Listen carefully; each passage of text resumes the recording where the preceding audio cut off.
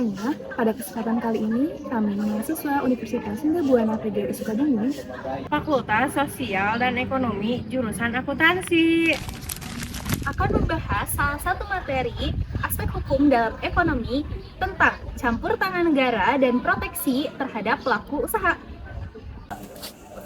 Oke, sebelum masuk ke pembahasan materi, izinkan saya memperkenalkan kelompok kami.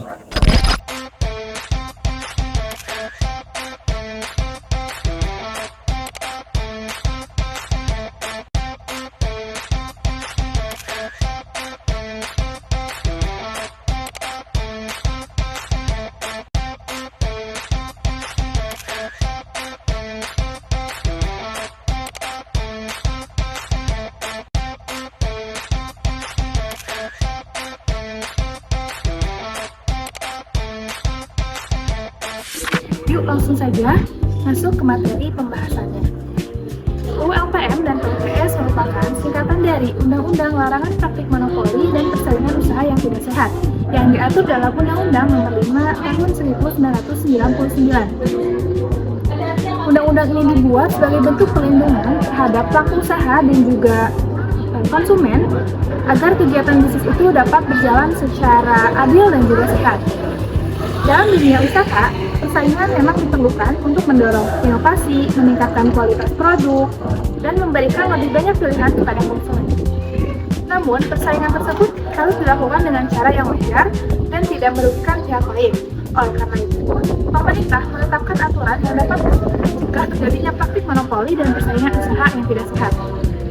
Oke, di sini saya akan melanjutkan menjelaskan tentang jenis perjanjian terlarang. Pertama, terdapat beberapa jenis perjanjian yang dilarang karena berpotensi menghambat persaingan pada usaha.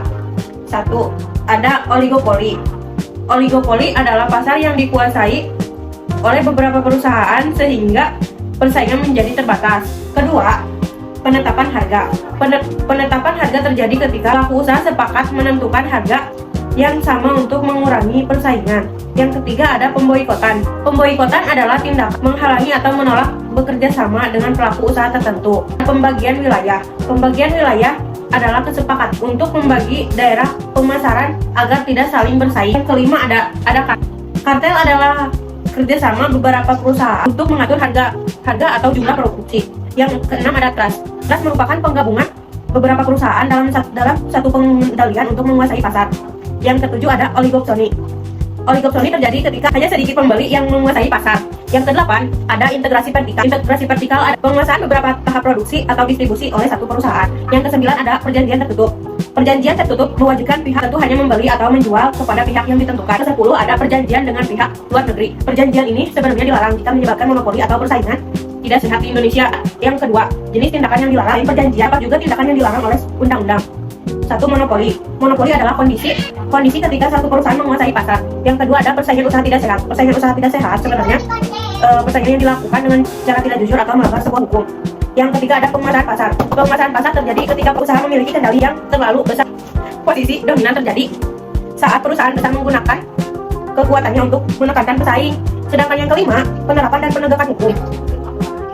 Penegakan hukum dilakukan oleh KPPU untuk mengawasi dan menindak pelanggaran persaingan usaha. Teman-teman memahami Undang-Undang Nomor 5 Tahun 1999 tentang campur tangan negara dan juga proteksi terhadap pelaku usaha, yaitu Undang-Undang Larangan Praktek Monopoli dan juga Persaingan Usaha Tidak Sehat.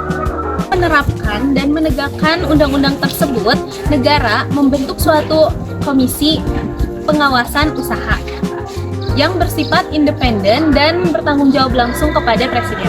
Adapun tugas Komisi Pengawasan Usaha diatur pada pasal 35 Undang-Undang Larangan Praktek Monopoli dan juga Persaingan Usaha Tidak Sehat. Yang pertama, melakukan penilaian terhadap perjanjian. Yang kedua, penilaian terhadap kegiatan usaha dan perilaku pelaku usaha. Yang ketiga, tindakan penyalahgunaan posisi. Dan yang keempat, mengambil tindakan sesuai wewenang. Yang kelima, memberikan saran dan pertimbangan terhadap kebijakan pemerintah, dan yang keenam, menyusun pedoman. Yang ketujuh, memberikan laporan atas hasil kerja kepada Presiden. Sedangkan tata cara penanganan perkara diatur pada pasal 36 Undang-Undang Larangan Praktek Monopoli dan Persaingan Usaha Tidak Sehat sebagai berikut. Yang pertama, jika seseorang mengetahui adanya praktek monopoli dan persaingan tidak sehat, seseorang itu harus lapor kepada komisi.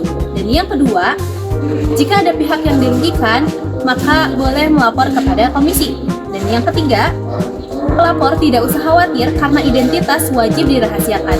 Dan yang keempat,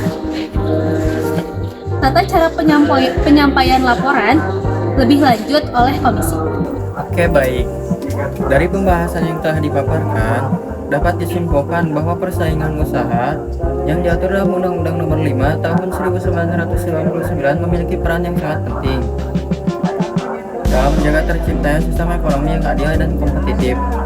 Melalui pengaturan terhadap praktik monopoli, persaingan usaha tidak sehat, serta berbagai perjanjian dan kegiatan yang dilarang pemerintah, berupaya mencegah terjadinya dominasi pasar dan kecurangan antar pelaku usaha. Penerapan aturan ini dilakukan dengan memastikan setiap pelaku usaha menjalankan bisnis sesuai dengan ketentuan yang berlaku. Sementara itu, penegakan hukumnya dilakukan oleh KPPU melalui proses penyelidikan, pemeriksaan, hingga pemberian sanksi pada pihak yang terbukti melanggar. Dengan menegakkan hukum yang tegas dan konsisten, diharapkan tercipta iklim persaingan usaha yang sehat, perlindungan yang lebih baik bagi konsumen, serta kesempatan yang adil bagi seluruh pelaku usaha untuk berkembang di pasar. Setelah memahami semuanya, teman-teman, ternyata pelaku usaha dan juga konsumen telah dilindungi oleh undang-undang dari praktik monopoli dan persaingan usaha yang tidak sehat. Jadi, masyarakat tidak perlu khawatir jika akan berbisnis, karena tujuan undang-undang tersebut selain melindungi pelaku usaha, tetapi juga menciptakan dunia bisnis yang adil dan sehat. Mungkin cukup sekian untuk pembahasan mengenai tentang bab campur tangan negara terhadap proteksi pelaku usaha. Terima kasih atas perhatiannya. Assalamualaikum warahmatullahi wabarakatuh.